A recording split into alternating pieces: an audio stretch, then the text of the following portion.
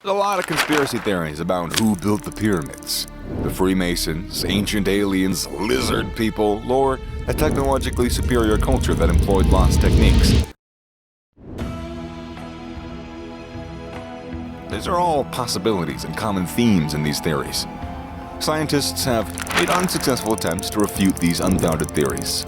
But another myth concerning pyramid building, however, has perplexed Egyptian historians for centuries. This is the idea that, was it slaves or aliens that built the Egyptian pyramids?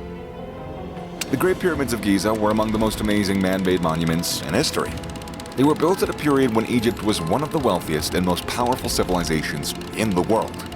The ruler, or the pharaoh, occupied a special role in ancient Egyptian civilization, which was reflected in their enormous size. Although the construction of pyramids peaked in the late 3rd dynasty and lasted until about the 6th century BC, they were actually built from the beginning of the Old Kingdom until the end of the Ptolemaic era in the 4th century BC. The Egyptian pyramids, which still exude much of their grandeur after over 4,000 years, provide a window into the nation's illustrious history. The 3rd and 4th dynasties of the Old Kingdom saw Egypt as its most prosperous and stable economic state. In Egyptian civilization, kings had a special status. They were said to have been selected by the gods themselves to act as their earthly intermediaries, somewhere between human and divine. Because of this, it served everyone's best interest to maintain the king's grandeur even after his passing. When it was thought that he would turn into Osiris, the god of the dead. As the belief goes, the falcon god Horus, who served as a protector to the sun god Ra, would become the next pharaoh. The ancient Egyptians believed that when a king passes away, a portion of their soul, or Ka, stays with the body. So the body was always mummified in order to properly care for the king's soul, and everything that he could possibly want in the afterlife, including gold pots, food, furniture, and, other offerings. The deceased king's worship, which was meant to endure long after his passing, centered on the pyramids. Their riches would not only support him alone, but also the family, government officials, and priests who were buried nearby. Royal graves were cut into rock and covered with flat-roofed rectangular constructions, called mastabas, which were forerunners of the pyramids. Starting in the dynastic era, around 2630 BC, the first pyramid in Egypt was built for King Djoser of the 3rd dynasty at Saqqara. It started out as a typical mastaba before evolving into the step pyramid, which was far more grandiose. Imhotep, a priest and healer, who would eventually be deified as a patron saint of scribes and doctors, is said to have designed the pyramid. Over the course of Djoser's nearly 20-year reign, pyramid builders assembled 6 stepped layers of stone, as opposed to mud brick like most earlier tombs, that eventually reached a height of 204 feet, or 62 meters. It was the tallest building of its time. Djoser could spend his eternity in the network of courtyards, temples, and shrines that surrounded the step pyramid.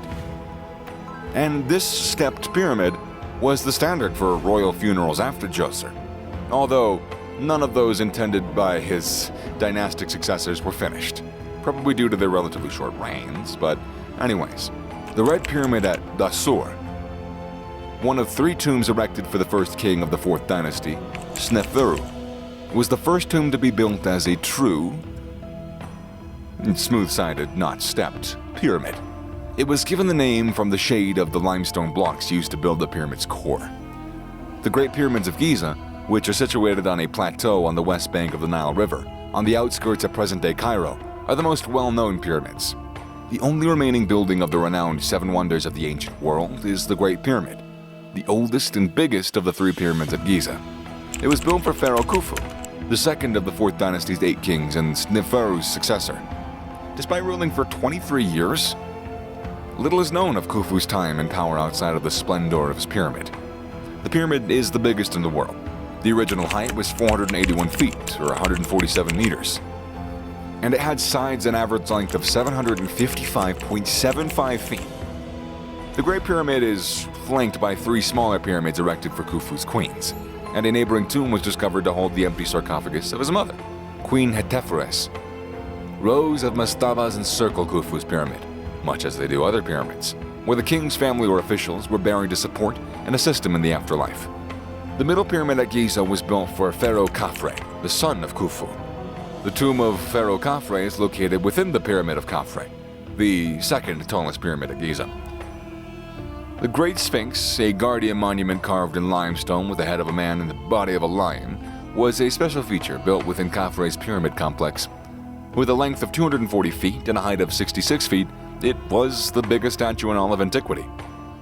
The Great Sphinx would eventually become revered as the representation of a regional version of the deity Horus during the 18th dynasty. It's around 1500 BC. The southernmost pyramid at Giza was built for Khafre's son, Menkaure. The smallest of the three pyramids, 218 feet tall, it served as a model for the shorter pyramids that were built in the 5th and the 6th dynasties. So, contrary to some popular historical accounts that claim slaves or foreigners were forced to work in the pyramids, skeletons discovered in the area show that the workers were likely native Egyptian agricultural laborers who toiled on the pyramids during the time of the year when the Nile River flooded much of the nearby land. In 1990, a handful of humble grave sites for pyramid laborers were discovered surprisingly close to the pharaoh's tombs. Archaeologists found within every item that pyramid workers would have needed to get to the afterlife, necessities that regular slaves probably wouldn't have received. But that's not it, actually. Archaeologists have also invested years into the excavation of a vast structure that is believed to have served as a temporary residence for thousands of employees. Hayt el-Ghurab is the name of the place, which is probably a part of a bigger port city on the Nile River, where food and supplies for the pyramid workers as well as building supplies for the pyramids were brought from all over the area. They discovered evidence of enormous dormitories within the ruins of Hayt el-Ghurab, where as many as 1,600 laborers might have shared one room. Additionally, archaeologists found a wealth of food remnants from the several meals they had, including a lot of bread and a lot of meat, including fish, cow, goat, and sheep. Graffiti left by these employees might be seen all over the structures that they built. The markings, which were concealed on blocks within the pyramids and were written in Egyptian, were never intended to be seen. Other symbols denote Egyptian cities and areas. They include the names of numerous labor groups, such as the drunkards of Menkaure, the followers of the powerful White Crown of Khufu. A few seem to serve as mascots for distinct groups of employees, and they include illustrations of creatures like ibises. Together, these hieroglyphics provide archaeologists clues about the employees' backgrounds, their daily lives, and employers.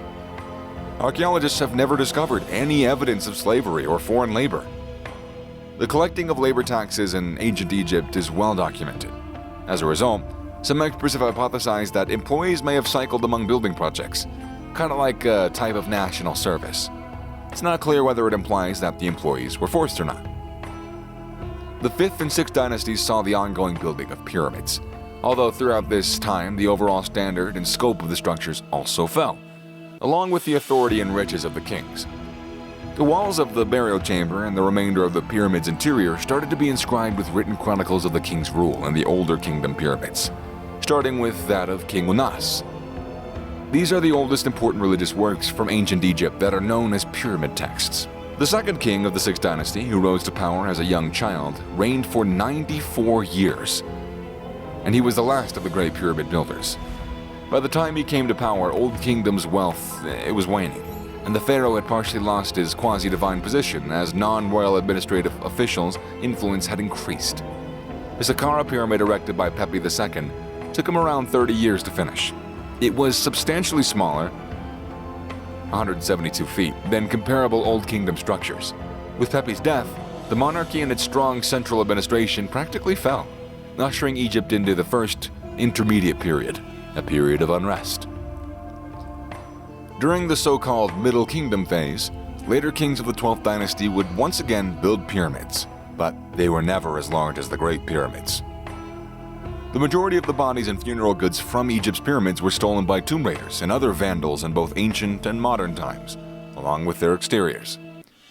The Great Pyramids no longer reach their original heights because most of their smooth white limestone coverings have been removed. Khufu's, for instance, stands only 451 feet tall.